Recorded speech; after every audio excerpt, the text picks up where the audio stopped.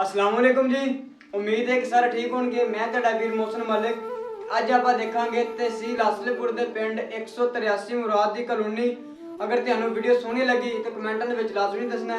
Thank you. अस्सलाम वालेकुम जी, मैं ਤੁਹਾਡਾ ਵੀਰ ਮੋਹਸਨ ਮਲਿਕ। ਅੱਜ ਅਸੀਂ ਪਹੁੰਚੇ ਹਾਂ ਲਹਿੰਦੇ ਪੰਜਾਬ ਦੇ ਪਿੰਡ 183 ਮੁਰਾਦ ਕਲੋਨੀ 183 ਮੁਰਾਦ ਕਲੋਨੀ ਤਹਿਸੀਲ ਅਸਲਪੁਰ ਤੇ ਜ਼ਿਲ੍ਹਾ ਬਹਾਵਲਪੁਰ ਦੇ ਪਿੰਡ ਦੀ ਕਲੋਨੀ ਹੈ ਤੇ ਇਸ ਕਲੋਨੀ ਦੇ ਵਿੱਚ ਦੋ ਪ੍ਰਾਈਵੇਟ ਸਕੂਲ ਬਣੇ ਨੇ, ਇੱਕ ਕਰਮਾ ਵਾਲਾ ਤੇ ਇੱਕ ਗਲੋਬਲ ਸਕੂਲ। ਉਹ ਵੀ ਆਪਾਂ ਅੰਦਰ ਜਾ ਕੇ ਦੇਖਾਂਗੇ, ਮਗਰ ਸਭ ਨਾਲ ਪਹਿਲੇ ਅਸੀਂ ਜਾਵਾਂਗੇ ਚੌਧਰੀ ਅਬਦੁੱਲਾ ਸੰਧੂ ਸਾਹਿਬ ਦੇ ਡੇਰੇ ਤੇ, ਜਿਨ੍ਹਾਂ ਸਾਨੂੰ ਸਪੈਸ਼ਲ ਫਰਮਾਇਸ਼ ਕੀਤੀ ਸੀ ਕਿ ਮੇਰੇ ਡੇਰੇ ਦੀ ਵੀਡੀਓ ਬਣਾਉਣੀ ਹੈ। ਤੇ ਇਹ ਜੀ ਮੇਰਾ ਕੈਮਰਾਮੈਨ ਰਮਜ਼ਾਨ ਜਾਨੀ, ਜਿੰਨੇ ਮੈਨੂੰ ਇਤਰਾਜ਼ ਕੀਤਾ ਯਾਰ ਤੂੰ ਮੇਰੀ ਵੀਡੀਓ ਨਹੀਂ ਬਣਾਉਂਦਾ ਤੇ ਮੈਨੂੰ ਵੀਡੀਓ ਵਿੱਚ ਲਾਜ਼ਮੀ ਲੈ ਕੇ ਆ, ਤੇ ਉਹਦੀ ਵੀਡੀਓ ਵੀ ਫਿਰ ਬਣਾਈ। ਡੇਰੇ ਤੇ ਪਹੁੰਚ ਕੇ ਸਾਡੀ ਮੁਲਾਕਾਤ ਹੋਈ ਚੌਧਰੀ ਅਬਦੁੱਲਾ ਸੰਧੂ ਸਾਹਿਬ ਦੇ ਨਾਲ ਤੇ ਉਸ ਤੋਂ ਬਾਅਦ ਕਾਫੀ ਗੱਪਸ਼ਪ ਹੋਈ। ਫਿਰ ਉਹਨਾਂ ਸਾਨੂੰ ਆਪਣਾ ਮਾਸ਼ਾਅੱਲਾ ਡੇਰਾ ਵੀ ਦਿਖਾਇਆ, ਜਿਨ੍ਹਾਂ ਨੇ ਕਾਫੀ ਖੂਬਸੂਰਤ ਮਾਲ ਡੰਗਰ ਵੀ ਰੱਖਿਆ ਔਰ ਡੇਰੇ ਦੀ ਖੂਬਸੂਰਤੀ ਵਾਸਤੇ ਉਹਨਾਂ ਨੇ ਡੇਰੇ ਤੇ ਕਬੂਤਰ ਵੀ ਰੱਖੇ ਨੇ, ਜਿਨ੍ਹਾਂ ਨੇ ਇੱਕ ਡੇਰੇ ਦੀ ਖੂਬਸੂਰਤੀ ਵਧਾਈ ਹੋਈ ਹੈ। ਤੇ ਡੇਰੇ ਦੇ ਸਾਡੀ ਉਹਨਾਂ ਦੇ ਨਾਲ ਕਾਫੀ ਗੱਪਸ਼ਪ ਹੋਈ। ਤੇ ਉਸ ਤੋਂ ਬਾਅਦ ਸੋਚਿਆ ਚਲੋ ਹੁਣ ਕਲੋਨੀ ਦੀ ਵੀਡੀਓ ਜਾ ਕੇ ਬਣਾ ਲਈਏ। ਤੇ ਅਸੀਂ ਉਸ ਤੋਂ ਬਾਅਦ ਵਾਪਸ ਆਏ ਤੇ ਵਾਪਸ ਆ ਕੇ ਦੇਖਿਆ ਕਿ ਮਾਸ਼ਾਅੱਲਾ ਬਹੁਤ ਖੂਬਸੂਰਤ ਨਜ਼ਾਰਾ ਸੀ ਕਿ ਬਾਹਰ ਬੱਚੇ ਨਹਾ ਰਹੇ ਸੀ, ਉਹਦੀ ਵੀਡੀਓ ਬਣਾਈ। ਤੇ ਹੁਣ ਅਸੀਂ ਪਹੁੰਚ ਗਏ ਹਾਂ ਕਰਮਾ ਵਾਲੇ ਸਕੂਲ ਤੇ ਇਸ ਸਕੂਲ ਦੇ ਵਿੱਚ ਕੌਣ ਪੜ੍ਹਿਆ ਹੋਇਆ ਹੈ ਉਹ ਸਾਨੂੰ ਕਮੈਂਟ ਕਰਕੇ ਦੱਸੇ। ਤੇ ਮੈਂ ਖੁਦ ਵੀ ਇਸ ਸਕੂਲ ਦੇ ਵਿੱਚ ਮਾਸ਼ਾਅੱਲਾ 2-3 ਸਾਲ ਪੜ੍ਹਿਆ ਹੋਇਆ। ਤੇ ਉਸ ਤੋਂ ਬਾਅਦ ਅਸੀਂ ਜਾ ਰਹੇ ਹਾਂ ਜੀ ਗਲੋਬਲ ਸਕੂਲ ਦੇਖਣ। ਜਿੰਨੀ ਦੇਰ ਤੱਕ ਅਸੀਂ ਗਲੋਬਲ ਸਕੂਲ ਪਹੁੰਚ ਰਹੇ ਹਾਂ ਤੁਸੀਂ ਸਾਨੂੰ ਦੱਸੋਗੇ ਸਾਡੀ ਵੀਡੀਓ ਕਿਹੜੇ ਪਿੰਡ 'ਚ ਦੇਖੀ ਜਾ ਰਹੀ ਹੈ ਤੇ ਕੌਣ ਦੇਖ ਰਿਹਾ ਇਸ ਕਲੋਨੀ ਦੇ ਵਿੱਚੋਂ ਸਾਡੀ ਵੀਡੀਓ ਕੌਣ ਦੇਖ ਰਿਹਾ ਉਹ ਵੀ ਸਾਨੂੰ ਕਮੈਂਟ ਕਰਕੇ ਲਾਜ਼ਮੀ ਦੱਸੇ। ਔਰ ਇਸ ਕਲੋਨੀ ਦੇ ਵਿੱਚ ਮਾਸ਼ਾਅੱਲਾ ਦੋ ਖੂਬਸੂਰਤ ਮਸਜਿਦਾਂ ਬਣੀਆਂ ਨੇ, ਉਹ ਵੀ ਇਨਸ਼ਾਅੱਲਾ ਅਸੀਂ ਤੁਹਾਨੂੰ ਦਿਖਾਵਾਂਗੇ। ਤੇ ਹੁਣ ਆਪਾਂ ਅੰਦਰ ਜਾ ਕੇ ਮੁਕੰਮਲ ਕਲੋਨੀ ਦੇਖਾਂਗੇ।